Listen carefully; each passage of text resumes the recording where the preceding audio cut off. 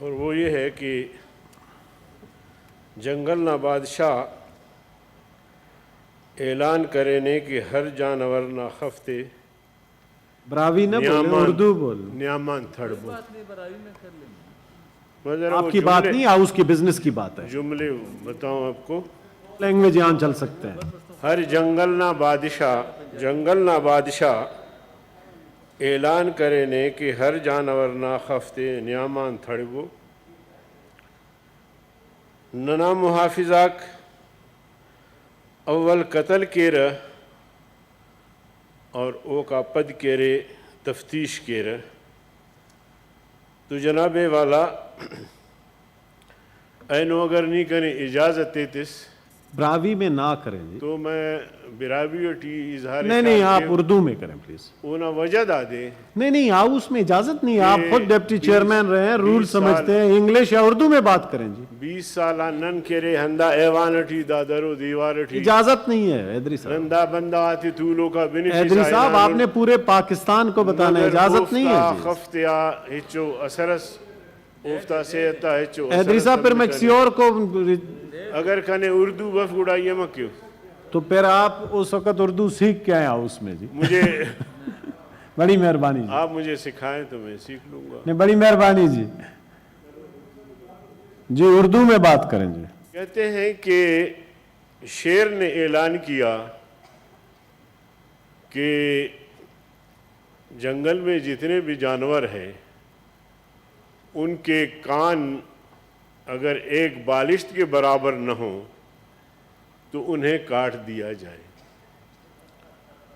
تو گیدڑ کو کسی نے دیکھا کہ وہ بھاگے جا رہا ہے تو اس سے پوچھا گیا کہ بھائی خیر ہے. اس نے کہا کہ ہمارے بادشاہ نے اعلان کیا ہے کہ جس کے کان ایک بالش سے زیادہ ہوں تو انہیں کاٹ دیا جائے. تو سوال کرنے والے نے کہا کہ جناب آپ کے کان تو چھوٹے ہیں، ایک بالش کے برابر نہیں ہیں. تو اس نے جواب میں کہا کہ جناب والا ہمارا بادشاہ، اس کا حکم بڑا اٹل اور سخت ہے. وہ پہلے کان کٹوا دیتا ہے، اس کے بعد ناپتا ہے.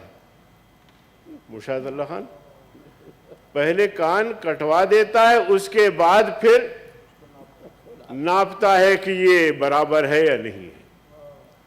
تو ہمارے ملک کے محافظ پہلے حیات بلوچ کو شہید کرتے ہیں، بے دردی سے قتل کرتے ہیں، ان کے والدین کی موجودگی میں قتل کرتے ہیں. نہ اس سے کوئی اسلحہ برآمد ہوتا ہے، نہ کوئی چاقو چھری برآمد ہوتا ہے. اب کہتے ہیں کہ جی غلط فہمی ہوئی. اس کے بعد پھر IGFC بھی اس کے گھر جاتا ہے. تو جناب والا یہ وہی جنگل کا قانون، جنگل کا بادشاہ جس کا فرمان بالکل سیم اسی طرح ہمارے جو محافظ ہیں ان کے فرامین اسی طرح ہی ہے کہ پہلے وہ قتل کر دیتے ہیں، اس کے بعد تفتیش شروع کر دیتے ہیں. پھر تفتیش سے جب بات سامنے آتی ہے کہ یہ بے گناہ تھا، اب کیا ہوگا؟ اس غریب دیہاتی کا تو گھر اجڑ گیا، اس کے آنکھوں کے سامنے جو ایک روشنی تھی وہ بجھ گئی. وہ بیچارہ ایک دیہات سے اپنے بیٹے کو پڑھانے کے لیے کراچی بھیجا اور وہ پڑھ رہا تھا. کورونا کی وجہ سے واپس آیا تو یہاں بھی باغ میں محنت مزدوری کر رہا تھا. اگر اس کے ہاتھ میں نہ کلاشنکوف ہے، نہ چاقو ہے، نہ چھری ہے تو گرفتار کرنے میں کیا حرج تھی؟ اس کو گرفتار کر لیتے، اس کی تفتیش کر لیتے، اور اگر خدا نہ خواستہ وہ اس دھماکے میں ملوث تھا، سرعام اس کو لٹکاتے. کیا ہم نے پہلے کون سا کوئی ان لوگوں کے لیے تیر مارا ہے جو اب شاید پتہ نہیں پاکستان کے نظام کو ہم درہم برہم کرتے. سینکڑوں ہزاروں کی تعداد میں لوگ بلوچستان میں، بلوچ، پشتون، خیبر پختونخوا میں آج تک غائب ہے. ہم نے کون سا ملک کے نظام کو درہم برہم کیا؟ تو جناب والا یہ یہاں جو ایف سی کا راج ہے بلوچستان میں، بلکہ بلوچستان کی تو تمام انتظامات جو ہے وہ ایف سی اور ہمارے جو آرمی کے جوان ہیں وہ چلا رہے ہوتے ہیں۔ میں تو یہاں تک کہتا ہوں کہ صوبائی حکومت ہے ان کے اختیارات بھی سلب ہے، اسکیمات تک بھی وہاں سے جب تک منظوری نہیں ہوتی تو یہ سارا کچھ۔ تو جناب والا بلوچستان، مجھے اگر آپ 2-4 منٹ بولنے دیں، میں تھوڑی سی آپ کے سامنے تاریخ رکھنا چاہتا ہوں۔ پوائنٹ آف پبلک امپورٹنس پہ شارٹ بات یہ کیا point کریں، of order باقیوں کے کو بھی ذہن بولنے کا موقع دیں۔ میرے بھائی بولیں گے، روز بولیں گے، لیکن یہ بڑا حساس روز مسئلہ ہے ان کو بولنے اور کا پورے موقع ہی ملک آپ نہیں میں دیتے۔ حیات بلوچ کی شہادت پر پورے ملک میں، لاہور میں بھی میں دیکھ رہا تھا کہ وہاں بھی اسٹوڈنٹ سڑکوں پہ نکلے ہیں، کراچی میں، خیبر پختونخوا میں، یہاں ہر جگہ۔ تو یہ بڑا حساس مسئلہ ہے، اور یہ اگر اس کا تدارک نہیں ہوا تو یہ ایک سنگین مسئلہ بھی اختیار کر سکتا ہے۔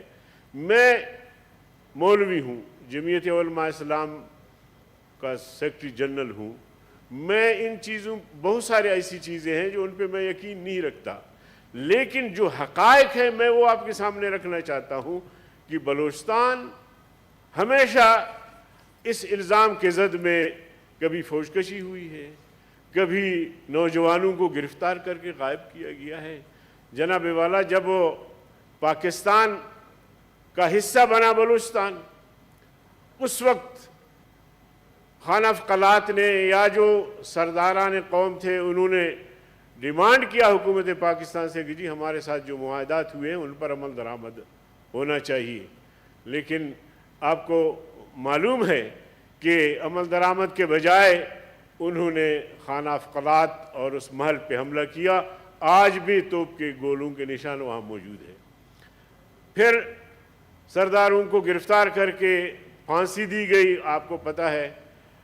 لیکن اس کے بعد جب انتخابات کا مرحلہ آیا 1970 میں، تو یہ تمام سردار سب الیکشن میں انہوں نے حصہ لیا، چاہے وہ سردار عطا اللہ مینگل ہو، غوث بخش بیزنجو ہو، خان عبدالولی خان، یہ اپنا سمد خان چودھری، یہ سب بڑوں نے آئین کو مان کے، الیکشن کو مان کے اس میں حصہ لیا۔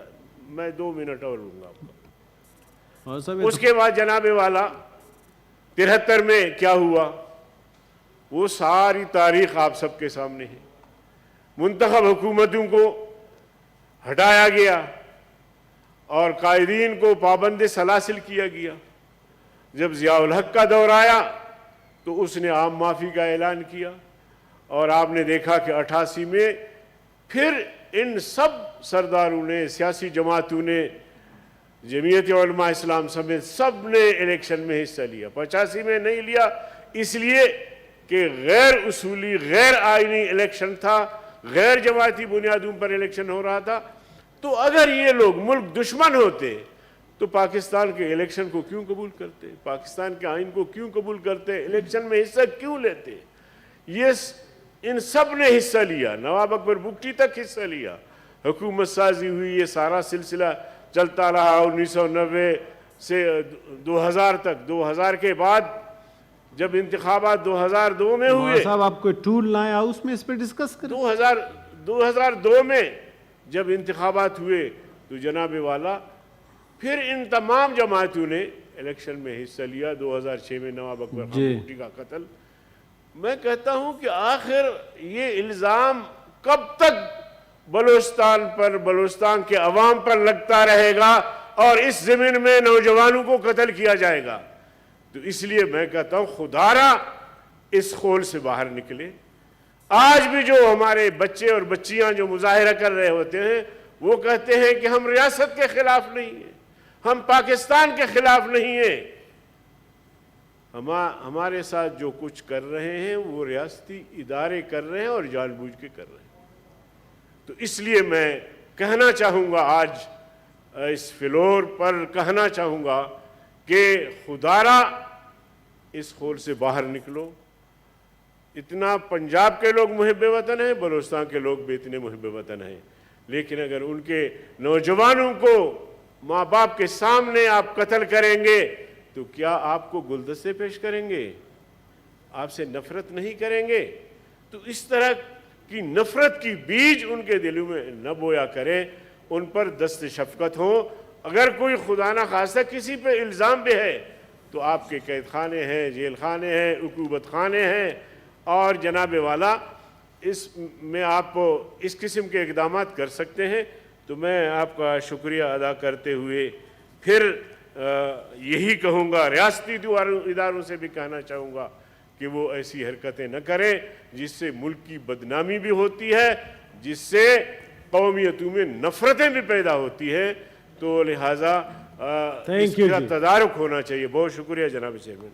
سینیٹر حافظ عبد الکریم صاحب۔ شکریہ جناب چیئرمین۔ بسم اللہ الرحمن الرحیم۔ جیسا کہ مولانا عبدالغفور حیدری صاحب نے point of public importance, short بات کرنی ہے۔ ٹھیک ہے جی پلیز۔ مولانا عبدالغفور حیدری صاحب نے